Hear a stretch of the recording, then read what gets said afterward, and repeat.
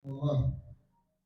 Pada hari ini insyaallah kita akan membahas salah satu hikmah yang terdapat dalam kitab Al-Hikam karya Ibnu Athaillah As-Sakandari rahimahullah. Hikmah yang akan kita bahas berbunyi min alamati ittiba'il hawa al-musara'ah ila nawafilil khairat wat takasul 'anil qiyam bil wajibat. Beliau menegaskan bahwa di antara tanda mengikuti hawa nafsu, di antara tanda mengikuti hawa nafsu, al-musara'a ila nawafilil khairat, bersegera, semangat kalau melakukan amal-amal kebaikan yang bersifat sunnah, tetapi agak malas menunaikan amal yang bersifat wajib. Ini adalah satu parameter yang diberikan oleh Ibnu Athaillah.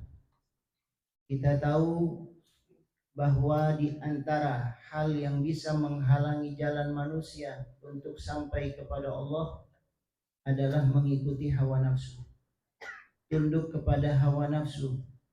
Allah Ta'ala menegaskan, afara'aita man ittakhadha ilahahu hawa.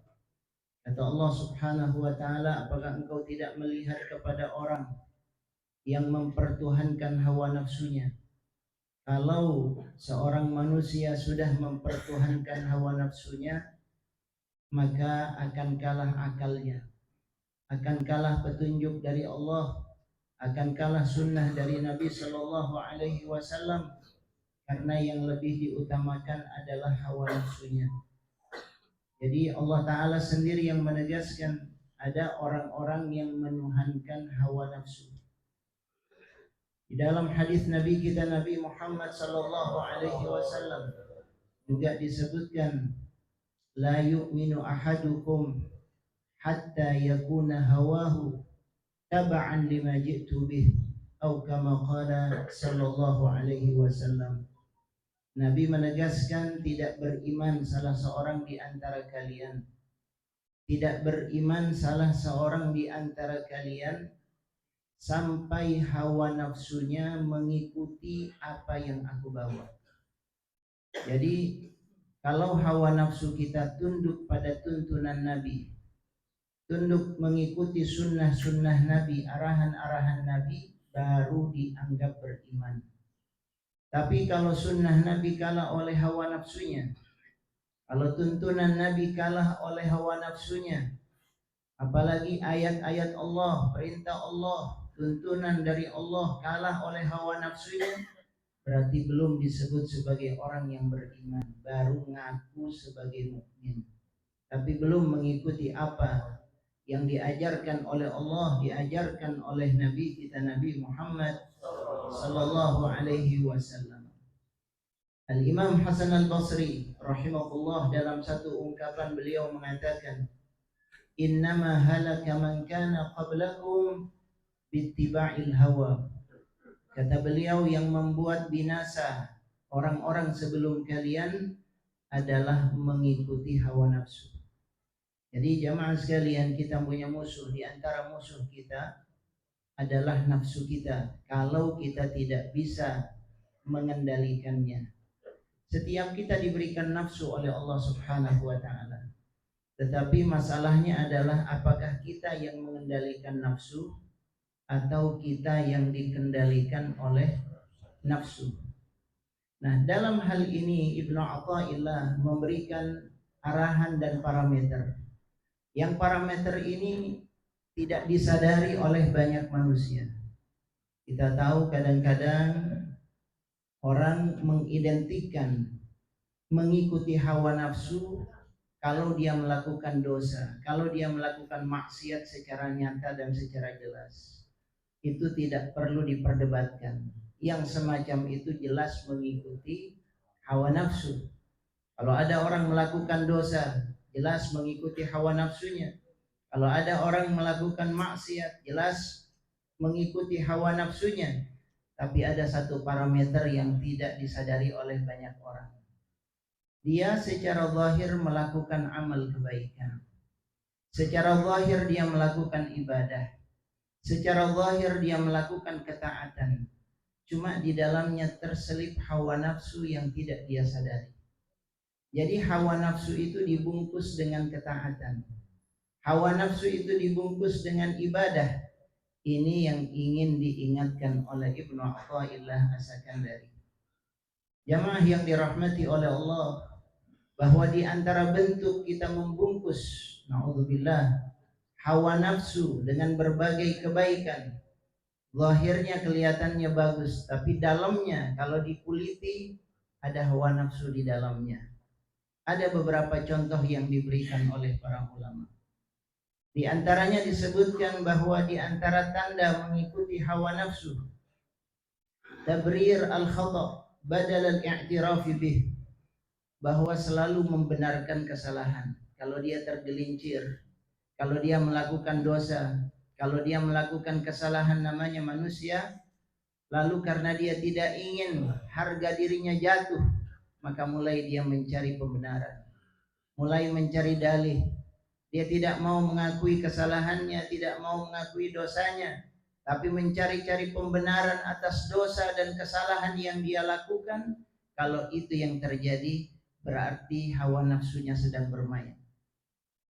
Orang yang tawadhu, orang yang rendah hati, ketika melakukan kesalahan, akui bahwa dia melakukan kesalahan. Sesudah itu perbaiki diri. Nabi Yunus alaihi salam ketika tenggelam di dalam lautan, karena takdir Allah subhanahu wa ta'ala, sesudah berdakwah, kita tahu ceritanya bagaimana kemudian beliau menjadi orang yang dikorbankan untuk turun dari kapal sehingga tenggelam dalam lautan, dimakan oleh ikan. Dalam kondisi yang semacam itu, dalam kondisi gelap berlapis-lapis yang dialami oleh Nabi Yunus, dia tidak mengatakan, ya Allah, ini karena kaumku, ya Allah, ini karena kesalahan mereka, aku dikorbankan oleh mereka. Bukan itu yang dikatakan oleh Nabi Yunus alaihi salam, tapi beliau memanjatkan doa kepada Allah, zikir yang sangat kita kenal, yaitu zikirnya la ilaha illa anta subhanaka inni kuntu minadh dhalimin. Dia merasa bahwa saya yang bersalah, saya yang berbuat zalim. Begitulah orang yang rendah hati mengakui kesalahannya. Kesalahan itu ada pada dirinya. Saya termasuk orang-orang yang zalim. Ini yang disebutkan oleh Allah Ta'ala ketika menggambarkan Nabi Yunus alaihi salam. Maka Allah memberikan pertolongan kepadanya. Demikian pula dengan ayah kita, yaitu Nabi Adam alaihi salam. Ketika Nabi Adam alaihi salam terperdaya oleh rayuan iblis sehingga beliau memakan buah dari syajaratul khuld, kemudian terurai, terbuka auratnya, dan pada akhirnya beliau diusir dari sorga. Apa yang dikatakan oleh Nabi Adam? Nabi Adam tidak sibuk menyalahkan iblis. Nabi Adam tidak sibuk menyalahkan yang lainnya. Tapi beliau dengan sadar, beliau mengakui kesalahannya. Apa yang beliau panjatkan kepada Allah subhanahu wa ta'ala? Beliau mengatakan, Rabbana zalamna anfusana wa illam taghfir lana wa tarhamna lanakunanna minal khasirin. Ya Allah, ya Rabb, zalamna anfusana, kami telah zalim kepada diri kami, ya Allah. Ini yang dilakukan oleh nabi-nabi yang saleh. Orang-orang yang saleh, orang-orang yang dekat kepada Allah tidak sibuk menyalahkan yang lain. Ketika melakukan kesalahan, koreksi diri. Kesalahan itu berasal dari dirinya. Ini adalah orang yang benar. Orang yang tidak mengikuti hawa nafsu, tapi mengikuti tuntunan dari Allah subhanahu wa ta'ala. Al-intisar lin nafsi lalil haq. Di antara tanda orang yang mengikuti hawa nafsu adalah selalu mencari menang, bukan mencari benar. Jadi kalau ada dialog, kalau ada diskusi, kalau ada perdebatan, yang dicari itu bukan benar, tetapi yang dicari adalah kemenangan. Bagaimana saya bisa mengalahkan partner saya, rival saya. ya, mitra debat saya dan seterusnya. Dia mencari kemenangan bukan mencari kebenaran, sehingga dia tidak siap untuk menerima kebenaran dari lawannya. Dia hanya siap kalau kebenaran itu datang dari dirinya, berarti ada hawa nafsu di dalamnya. Ini yang disebutkan oleh para ulama.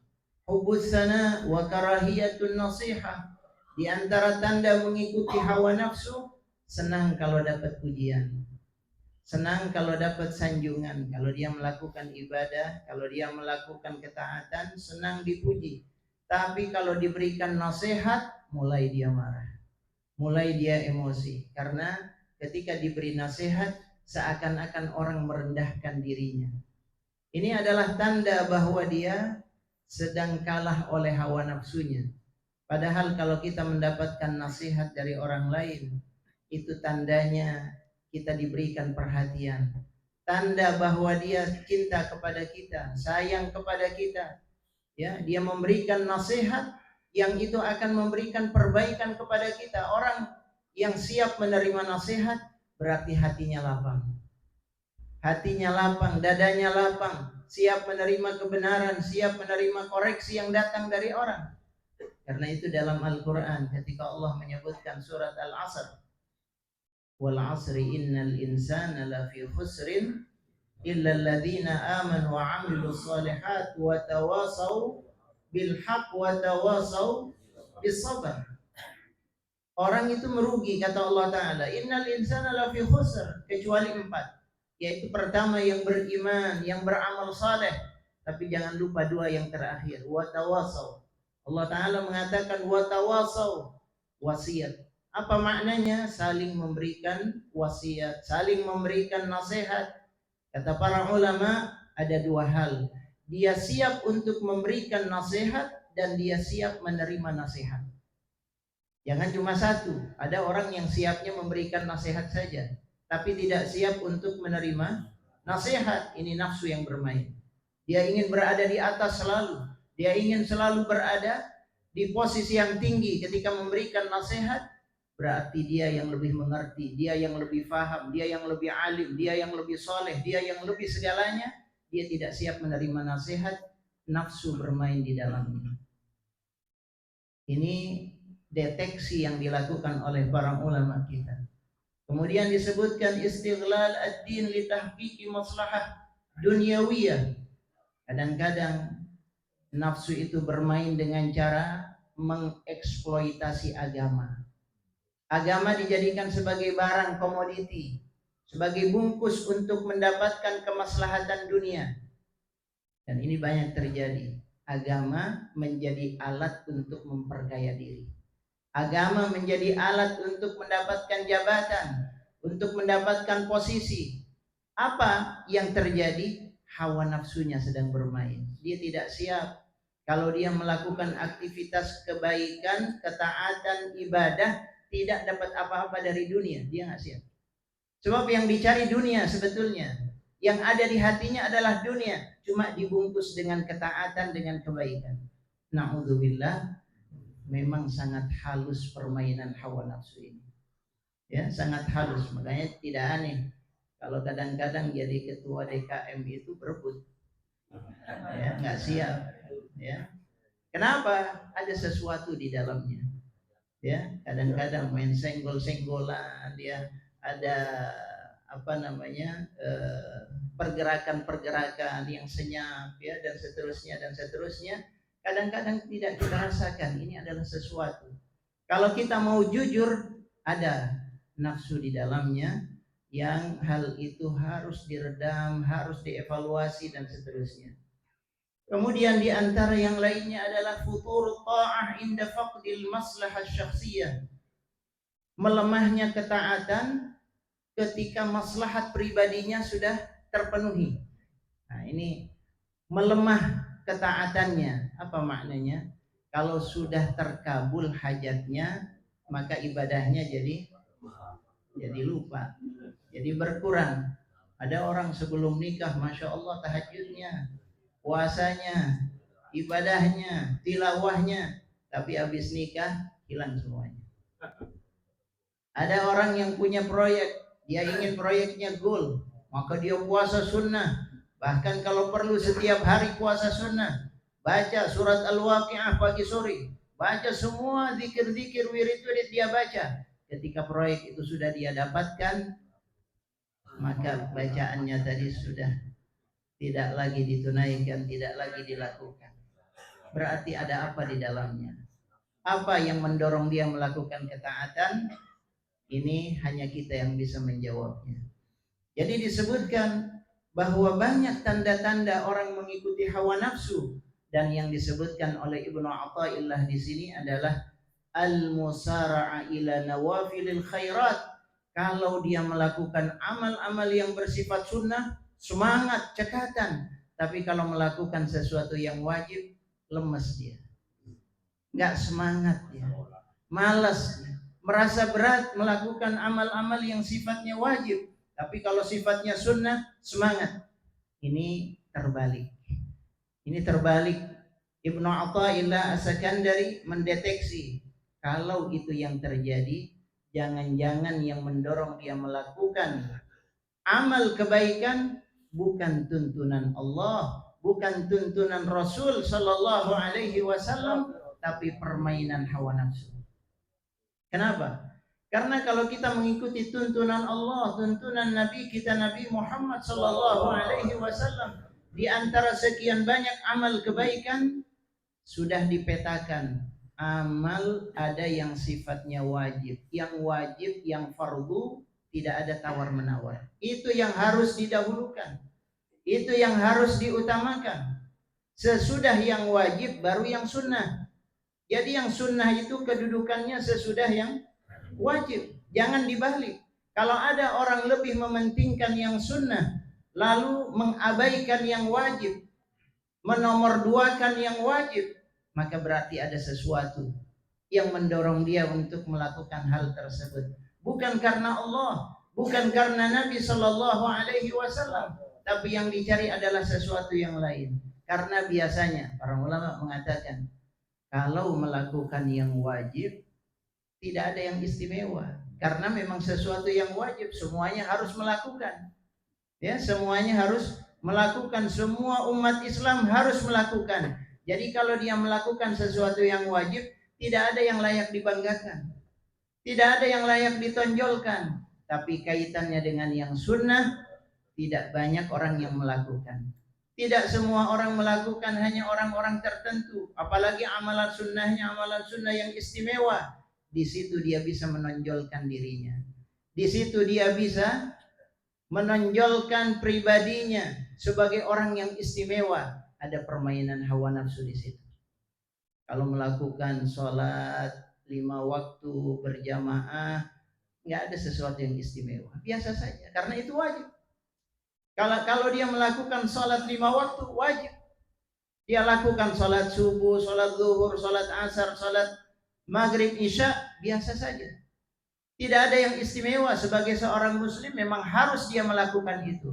Tapi kalau dia melakukan tahajud, ada sesuatu yang istimewa. Kalau dia melakukan misalnya siam, sunnah, ada sesuatu yang istimewa. Kalau dia lebih semangat kepada itu lalu menelantarkan yang wajib, hawa nafsu bermain, kata Ibnu Athaillah. Ini hati-hati jamaah sekalian, ini sangat halus permainan dari setan, masuknya lewat hawa nafsu kita. Disebutkan di antara contoh bahwa seseorang itu bersegera, cekatan dalam melakukan amal-amal yang sunnah, lalu malas melakukan yang wajib, dan ini hati-hati, bisa jadi kita terperangkap di dalamnya. Disebutkan beberapa contoh di antaranya.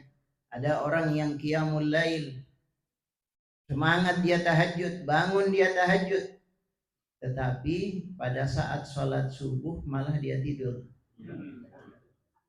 Padahal yang wajib itu sholat subuh, kesiangan sholat subuhnya. Ya, tahajudnya, masya Allah. Kadang-kadang tahajud, ketika dia mau tahajud, sebelum tahajud dia ambil WA dulu, dia tahajud. Saatnya tahajud. Tapi kalau pas giliran datang sholat subuh, malas. Nggak ada yang istimewa. Ya, hati-hati jamaah sekalian, ini permainan nafsu. Kemudian disebutkan at-tabarru' lil masyari' al-khairiyah ma'al mumathalah fi sadad ad-duyun. Ini juga di antara contohnya. Ada orang yang semangat kalau ada peluang-peluang infak sedekah, dia infak sana sini. Nggak taunya dia punya utang nggak dibayar-bayar. Padahal membayar hutang itu wajib. Adapun infak dan sedekah itu sunnah. Ada orang yang semangat berinfak sana sini, tetapi hutangnya nggak dibayar-bayar. Dalam agama hutangnya dulu dibayar, dipenuhi, dilunasi, karena itu wajib. Adapun infak, sedekah yang sunnah, itu sesudah yang wajib terpenuhi. Kadang-kadang terbalik. Itu katanya Ibnu Athaillah, itu tanda dia mengikuti hawa nafsu. Kemudian contoh yang lain yang diberikan adalah al-infaq fi wujuhil khairil ammah ma'at taqsir fi nafaqa al-wajibah 'ala al-ahl. Atau dia berinfak di luar, ya, dia menyumbang banyak di saluran-saluran kebaikan, tapi keluarganya tidak mendapatkan nafkah. Ya, sama keluarganya pelit, sama istrinya pelit, sama anaknya pelit. Kalau istrinya minta nafkah nggak dikasih, katanya nggak ada. Tapi kalau sama orang baiknya bukan main. Ini terbalik. Ibnu Athaillah mengatakan ini min alamat ittiba'il hawa. Sebetulnya apa sih yang dia cari? Hawa nafsu. Orang yang sibuk dengan amal yang sunnah lupa kepada yang wajib. Ini wajib, nafkah keluarga wajib. Jangan sampai nafkah kepada keluarga diabaikan. Tapi di luar baiknya bukan main, tidak boleh. Yang bagus itu nafkah keluarga dipenuhi. Kalau dia mau berbuat baik di luar, itu Masya Allah. Itu sebagai bagian yang membuat dia semakin mulia di hadapan Allah Subhanahu wa ta'ala. Kemudian di antara contoh yang lainnya al-bisyashah ma'an nas wa su'al khuluq ma'al ahl. Sama orang mukanya ceria. Kalau ketemu sama teman, sama orang, sama kolega, ya, sama sahabat-sahabatnya, wajahnya ceria, ya, bermuka manis, tersenyum, senyumnya lebar. Tapi kalau sudah masuk ke rumah, ketemu sama keluarga, cemberut, wajahnya kusam, kusut, ya. Ini nggak benar yang semacam ini. Ya.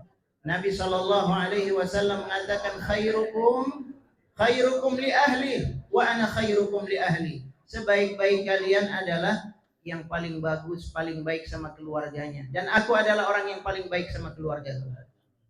Jadi sebelum sama orang lain, keluarga dulu. Yang wajib kepada keluarga dulu.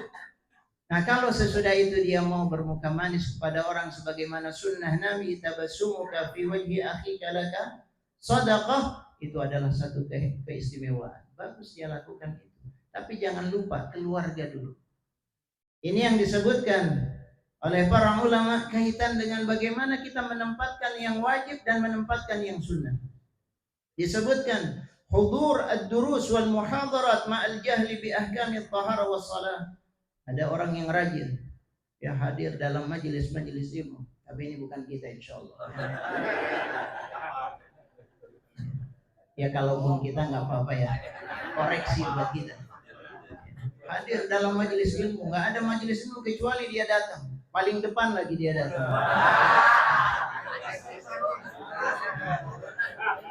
Paling dulu dia datang, semangat, itu bagus, jamaah sekalian, itu bagus, karena Allah mengatakan as-sabiqun as-sabiqun, terdepan dalam kebaikan.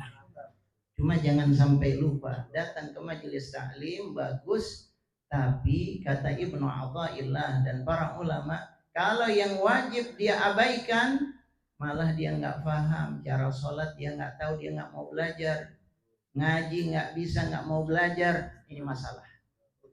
Jangan cuma rajin datang ke majelis, tapi hukum-hukum dasar yang menjadi kewajibannya tidak dipelajari, tidak diamalkan, itu bermasalah. Berarti ada sesuatu. Kenapa dia nggak mau belajar? Padahal itu wajib. Harus kita sebagai muslim, kita harus sholat. Sholat kita harus benar, bacaan kita harus benar. Berarti kita harus belajar. Itu kewajiban kita. Jangan sampai yang wajib ditinggalkan, malah yang sunnah-sunnah didahulukan. Ini koreksi buat kita semuanya. Mudah-mudahan kita bisa memperbaiki diri kita dengan baik, insyaallah. Kemudian yang selanjutnya takdim al-umrah, atau mengutamakan umroh. Berkali-kali dia umroh terus, besok umroh, besok lagi umroh lagi. Tapi orang-orang yang miskin, du'afa di sekitarnya dia abaikan. Ini nggak benar yang semacam ini. Karena itu wajib. Jangan sampai kita mendahulukan yang sunnah lalu melupakan yang wajib di sekitar, yang ada di depan mata. Ya, sampai Syekh Muhammad Ghazali ketika memberikan syarah terhadap persoalan hikmah ini, beliau mengatakan banyak di antara kaum muslimin yang nggak punya rumah sakit. Ya, umat Islam nggak punya rumah sakit. Kalau kita mau jujur, sekarang rumah sakit dikuasai siapa? Siapa yang punya rumah sakit? Rata-rata Nasrani yang hebat-hebat itu. Ada Siluam, ada Mayapada. Umat Islam punya rumah sakit apa? Sekolah unggulan itu punya siapa? Rata-rata yang favorit itu punya siapa? Umat Islam punya apa? Kenapa? Syekh Muhammad Ghazali mengatakan di antaranya adalah karena kita lebih asyik dengan yang sunnah-sunnah yang ada hawa nafsu di dalamnya. Umroh itu senang kita. Ada hadzun nafas di situ. Karena itu kalau orang bukan berarti umrohnya nggak bagus. Bagus umroh itu. Tapi jangan lupa ada proyek, ada agenda-agenda umat Islam, ada kewajiban umat Islam yang harus ditunaikan. Coba kalau seandainya uang itu disatukan, lalu kita bangun rumah sakit unggulan, Masya Allah. Itu katanya para ulama kita fardu kifayah. Umat Islam harus punya itu, sehingga kita tidak bergantung kepada mereka. Kita harus mandiri. Itu yang menjadi agenda besar kita sebetulnya. Nah, ini diantaranya memahami bagaimana mendahulukan yang wajib, jangan sampai sunnahnya didahulukan, yang wajib diabaikan, ditinggalkan. Mudah-mudahan ya kita semuanya bisa memperbaiki diri kita. Wabillahi taufiq wal hidayah waridha wal inayah. Kita baca salawat tashlil, mudah-mudahan hajat-hajat kita semua dikabulkan oleh Allah Subhanahu wa taala. Jamaah sekalian yang mau bertanya nanti silahkan. Sesudah ini kami buka sesi pertanyaan. Kita baca salawat tashlil terlebih dahulu. Allahumma shalli ala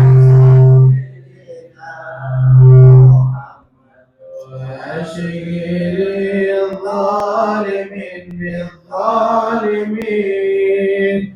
اللهم صل على سيدنا محمد وأشهد الظالمين بالظالمين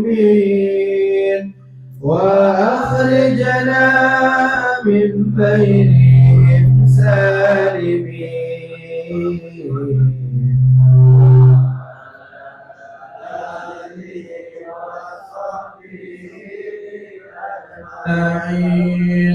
اللهم صل على سيدنا محمد وأشهد الظالمين بالظالمين